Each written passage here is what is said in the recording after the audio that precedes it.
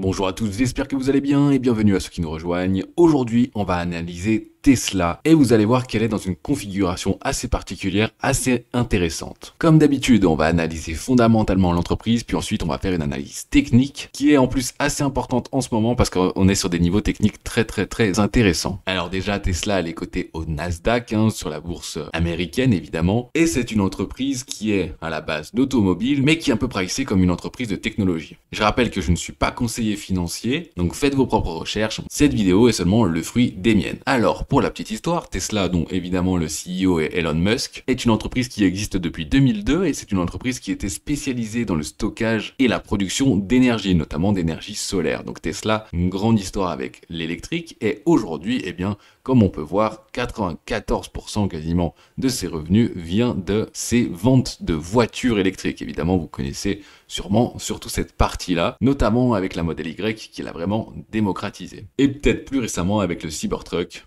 #boîte de conserve. Donc Tesla vend des voitures et gère également la partie production d'électricité pour recharger ses voitures. Très bon concept, surtout à l'ère de la voiture électrique. Et d'ailleurs, on voit que c'est une entreprise qui a été successful les dernières années, puisqu'il y a beaucoup d'endroits où les Tesla se sont multipliés, notamment en France ou en Suisse par exemple. Au niveau de la ventilation par pays, alors on va pas faire très précisément, mais on voit qu'il y a une grosse partie aux USA, donc 47% quasiment, 22,5% en Chine, et ça va être très important, parce que là il y a des grosses tensions entre la Chine et les USA. Bon, c'est tout le temps le cas, mais là il commence à y avoir vraiment des barrières, et ça peut faire très mal. 22% du chiffre d'affaires qui est en Chine, si ça baisse drastiquement, ça ne va pas être une bonne chose pour l'entreprise. Et ensuite, il y a 30,8% à l'international, donc dans le reste du monde, dont une grosse partie en Europe. Maintenant qu'on a vu ça, qu'on a vu globalement ça, bon, je pense que là vous saviez à peu près, on va voir la santé financière de l'entreprise, comment elle s'en sort, est-ce qu'elle est bien, est-ce qu'elle sait faire des marges, est-ce qu'elle sait faire des bénéfices, est-ce qu'elle arrive à dégager du cash, on va voir ça. Déjà, la structure du capital, il faut savoir qu'il n'y a que 87% des actions qui sont échangeables, puisqu'il y a 13% qui sont détenues étroitement, et en fait quasiment la totalité c'est Musk, et aussi d'autres personnes de la direction.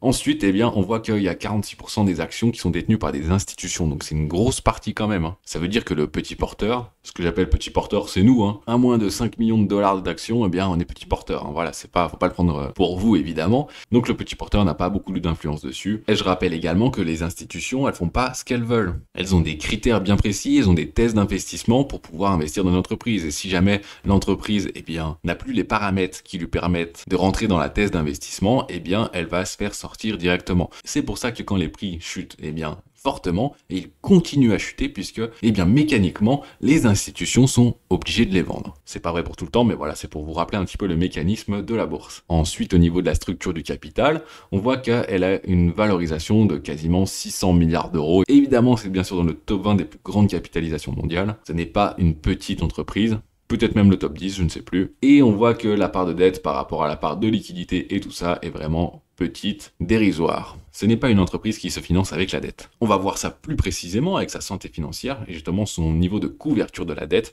On voit que ça n'a pas toujours été le cas. Par exemple, 2019 et les années précédentes, l'entreprise était fortement endettée. Et ça s'explique très facilement puisque, il faisait énormément d'investissements. Alors, faut savoir d'ailleurs que c'est la technique de Musk, c'est vraiment tout blindé sur les investissements et c'est soit ça passe, soit ça casse. Tesla a failli faire faillite plusieurs fois. L'histoire aurait pu être complètement différente. Mais bon, force est de constater que ça a fonctionné grâce à plusieurs modèles de voitures qui ont cartonné. On voit donc qu'au fur et à mesure des années, le niveau de dette par rapport à la part de free cash flow et de liquidité diminue considérablement. Alors c'est moins vrai en 2023, la dette réaugmente et le free cash flow baisse drastiquement. Donc bien sûr, l'entreprise est complètement solvable encore, il n'y a pas de souci à ce niveau-là, bien que ça commence à se dégrader. On va voir ça au niveau de la croissance et des marges. On voit avant 2020, et les années d'ailleurs encore précédentes, la marge nette était négative, il faisait vraiment beaucoup d'investissements. Et c'est ce que je disais juste avant, heureusement les investissements ont été fructueux, ce qui a permis aux revenus et aux revenus nets d'augmenter, et ce qui a permis à cette société d'exploser en termes boursiers. Alors souvent on voit des courbes comme ça dans les entreprises qui débutent,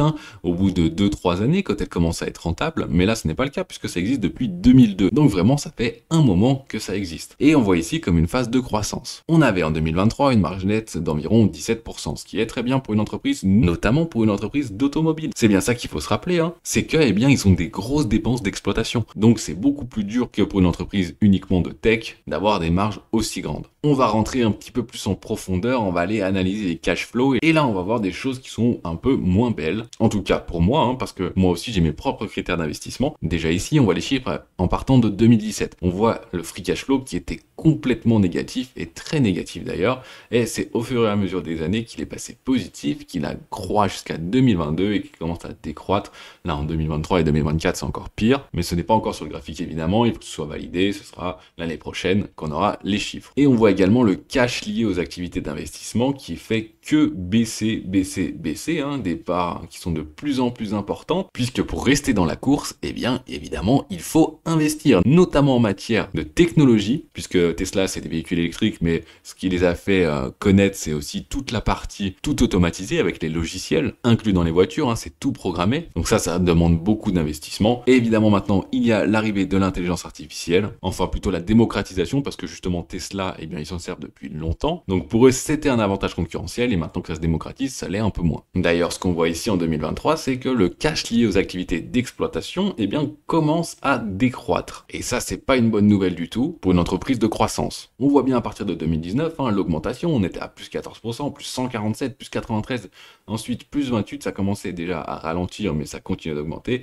et là, on est à moins 10%, et pour 2024, à mon avis, ce sera encore moins bien. Alors ça fait très mal pour une entreprise de croissance, hein. Petite parenthèse d'ailleurs, si vous comprenez tout ce que je dis, si vous êtes câblé, bourse, investissement, tout ça, on recherche à développer notre équipe de conseillers de gestion en patrimoine indépendants, et on recherche vraiment des gens qui comprennent les chiffres et qui comprennent l'intérêt de l'investissement, donc c'est pour ça que là, je vous dis ça à vous. On va mettre en place juste des petites réunions d'information, et en commentaire, j'ai mis un lien vers un questionnaire, si ça vous intéresse, dites-le moi déjà avant, et sinon, de toute façon, je vous donnerai toutes les infos un peu plus tard. Sachez que vous pouvez faire ça en job en plus de votre job principal, pour vous faire un petit peu plus d'argent, en travail principal, et si vous n'avez aucune formation, c'est pas grave, puisque la société fournit absolument toutes les formations. De toute façon, c'est régulé par l'AMF, on ne fait pas ce qu'on veut. On en parlera un peu plus aux réunions d'information. Fin de la parenthèse. Ce qu'on peut analyser là-dessus aussi, c'est le cash lié aux activités de financement. Ok ? On va regarder un petit peu pourquoi. Eh bien, c'est en positif. Puisque Tesla n'est pas une banque, il n'est pas censé générer du cash avec les activités de financement. On va regarder 2017 par exemple.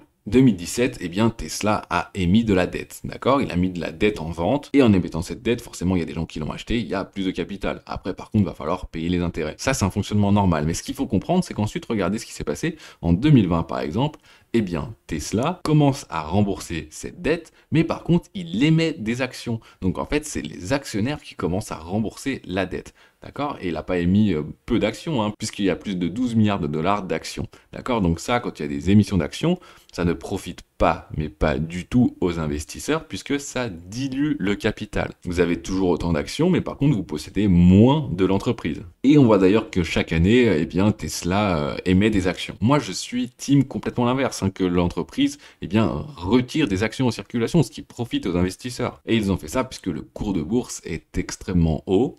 Donc il y avait beaucoup de gens qui étaient prêts à acheter Tesla, mais ça c'est vraiment très risqué, c'est qui tout double. Mais bon, si vous connaissez Elon Musk, eh bien c'est vraiment sa façon de fonctionner, et ça fonctionne uniquement parce qu'il y a Musk. On verra d'ailleurs ensuite les ratios de valorisation, c'est démentiel, et personnellement je vous le dis déjà, moi je ne mettrai pas une bille là-dedans, pas à ces niveaux-là en tout cas. Par contre, on peut faire d'autres choses, on verra plus tard. Et regardez la dernière ligne, eh bien le free cash flow, qui était en grosse croissance depuis 2023, eh bien il diminue, et ça c'est pas bon du tout. Surtout qu'on a vu qu'il y avait une grosse part de vente aux US et que l'économie US est quasiment en récession, et également que le secteur des voitures est extrêmement cyclique. On n'achète pas des voitures tous les ans, et quand c'est la crise économique, on achète encore moins de voitures. Donc voilà, on est vraiment dans un moment charnière, je pense. C'est pour ça que c'est une entreprise à surveiller. Au niveau des dividendes, en plus Tesla ne verse pas de dividendes, d'accord, donc il ne récompense pas les actionnaires, tout comme il leur fait payer la dette de l'entreprise, il ne les récompense pas. Alors évidemment, si vous avez investi un petit moment, vous êtes récompensé par le fait que l'action en bourse explosé. Hein. Si vous revendez, parce que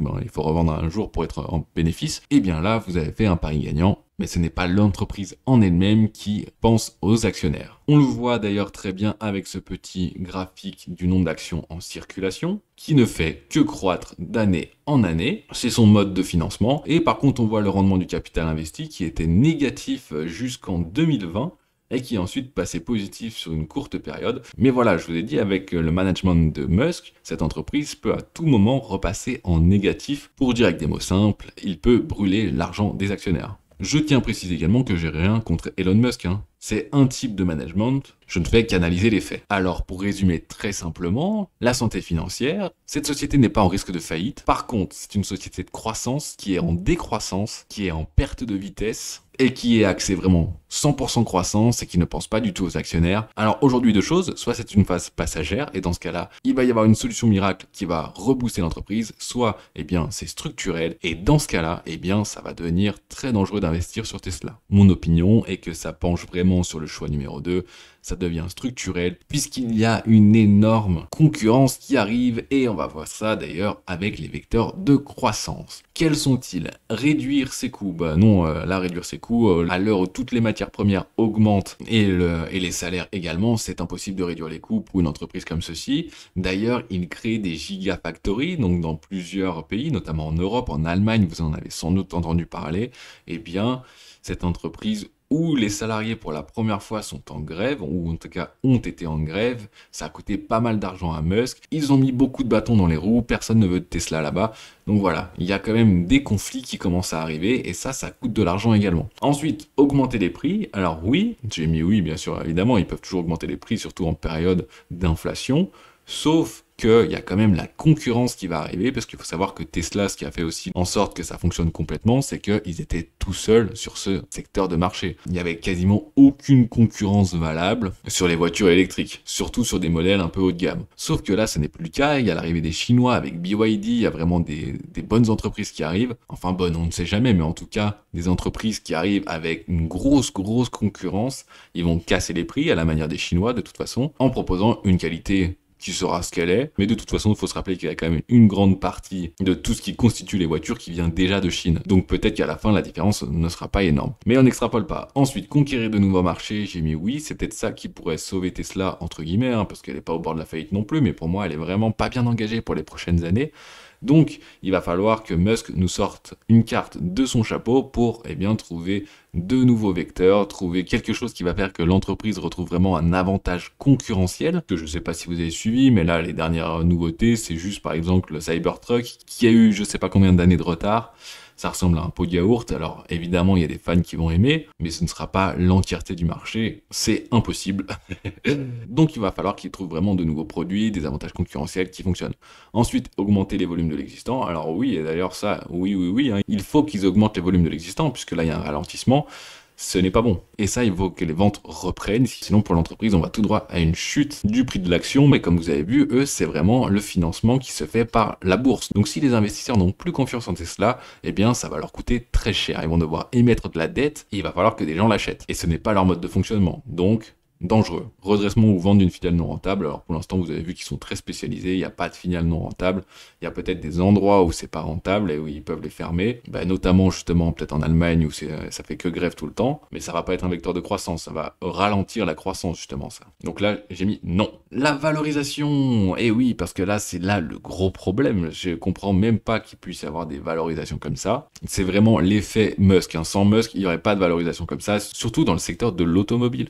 Faut bien se rappeler ça quand même, hein, parce que l'automobile, normalement, c'est pas valorisé très cher. En tout cas, beaucoup moins cher que le secteur de la tech. Mais là, c'est valorisé comme de la tech, et encore, comme de la bonne tech, avec des énormes marges et un avantage concurrentiel très fort. Donc, si on regarde juste le ratio cours sur bénéfice, bon, c'est un peu compliqué à voir sur ce graphique, parce que forcément, c'est tellement n'importe quoi. Au début, il n'y en avait pas de bénéfices, donc on peut pas avoir de graphique. Ensuite, eh bien, c'est passé à 1100, donc 1100, c'est énorme, hein. Normalement, une entreprise automobile, c'est autour de 14, hein, pas de 1100. Parce que ça, c'est ratio court-bénéfice. Donc vous voyez que là, c'est vraiment l'effet Musk américain. Parce que ça, en France, ça n'arriverait jamais une entreprise qui serait valorisée comme ça, juste sur un futur potentiel. Ensuite, 2021, 215. Ensuite, ça passe à 34, ce qui est encore très élevé, mais bon, qui par rapport au reste beaucoup moins élevé. Et là, 57, 53, bon, ouais, ça reste très élevé si on regarde juste le ratio court-bénéfice. Et également, si on regarde sur l'EBITDA, eh bien, ça reste très élevé. Hein. On a des données qui sont vraiment très importantes. Si vous investissez seulement avec le PER sur Tesla, là, vous savez que vous jouez au loto. Moi, je fais pas une chaîne de loto, ça m'intéresse pas. Maintenant, on va voir tout ça avec l'analyse Ishimoku, l'analyse technique, voir ce que les graphiques nous disent, ce que le marché nous dit visuellement. Alors, on va commencer en monthly. Chaque bougie représente un mois et j'ai mis bien sûr en logarithmique pour que ce soit beaucoup plus visuel, surtout là avec les pourcentages énormes qu'il y a eu. Et bien si on met pas en logarithmique, je vous fais un petit exemple d'ailleurs, si je mets en normal, et bien ça correspondrait à rien, vous voyez que ça y aurait des énormes bougies et qu'on ne verrait pas le passer. Je rappelle qu'en logarithmique c'est des pourcentages. Et donc c'est beaucoup plus visuel, on comprend beaucoup mieux. On ne peut pas faire d'analyse technique sans que ce soit en logarithmique sur des bougies mensuelles. Voilà, c'était juste un petit rappel. Maintenant, regardez ce qui se passe, c'est vraiment ultra intéressant, ultra important. C'est pour ça que je vous disais qu'on est à un moment quand même charnière. Depuis le début de Tesla en bourse, donc côté au Nasdaq, je rappelle, eh bien c'est la première fois qu'on vient de passer dans une tendance baissière. Baissière en mensuel, qu'on vient de passer sous le nuage. Regardez, bon au début il n'y avait pas de nuage forcément sur mensuel, ça prend du temps à se créer, mais bon on le voit bien avec la Tenkan et la Kijun, ça restait très proche le prix, on était dans une tendance haussière, on est venu taper le nuage, et on est reparti ici en 2019, on est venu regarder, retravailler un petit peu le nuage, revoir, le tester, et c'est très clair, hein, c'est très joli. On est remonté complètement directement en tendance haussière après l'avoir testé. Ensuite là, on est revenu, c'était en 2022 et début 2023, retester le nuage une fois. On est reparti à la hausse avec un premier avertissement, d'accord? On est venu le retester une deuxième fois, sauf que regardez, ici, le prix n'est pas passé au-dessus de la Kijun mensuelle. Et elle a servi de grosse résistance, elle est passée un petit peu, et elle est tout de suite revenue, elle a retravaillé plusieurs fois. Et là, on vient de tester une deuxième fois quelque chose. Je vais zoomer un petit peu pour que ce soit plus clair. On est venu retester le haut du nuage, d'accord? Et la lagging span est venue retester en même temps, puisque cette bougie-là correspond à cette lagging span ici, est venue retester la Kijun mensuelle et ce n'est pas passé. Alors, ce n'est pas passé ni ici au niveau du nuage, c'est très précis, hein, vous voyez, ni au niveau de la Kijun ici. Et regardez le trou qu'on a ici, d'accord? Ça, c'est un trou de 90%, avec quelques paliers. On peut noter ici à moins 53% et à moins 80%, d'accord? Ce sont des paliers énormes qu'il ne faut surtout pas négliger.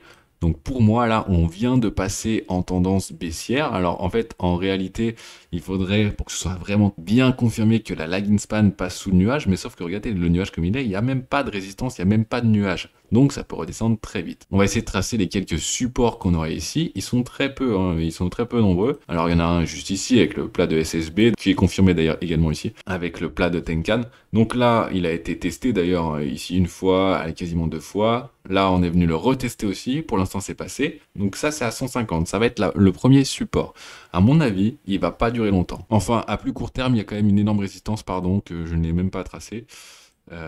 C'est bien sûr le plat de SSB ici qui n'est plus un plat mais complètement une assiette, très marrant. Ok, donc juste ici, énorme résistance à environ 212. En plus de ça, il y a la Tenkan et Kijun, donc voilà, c'est vraiment la grosse résistance. Alors je rappelle juste, c'est que des probabilités, hein. Ça se trouve là, le gouvernement américain va imprimer des milliards de dollars et les gens ils vont vouloir réinvestir dans Tesla et le prix va remonter. Mais moi, je ne vais pas chercher des théories miraculeuses pour pouvoir investir. Et même si c'est le cas, de toute façon, ça boosterait le prix artificiellement, mais pendant pas longtemps, puisqu'on a vu que fondamentalement, ce n'est pas bon.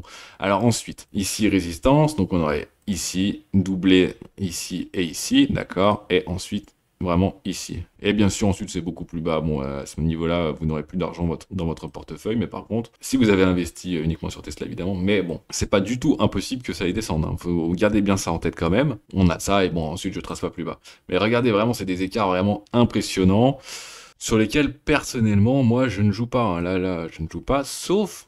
Ouais, c'est pour ça que je vous disais que c'est intéressant, si vous faites de la vente à découvert.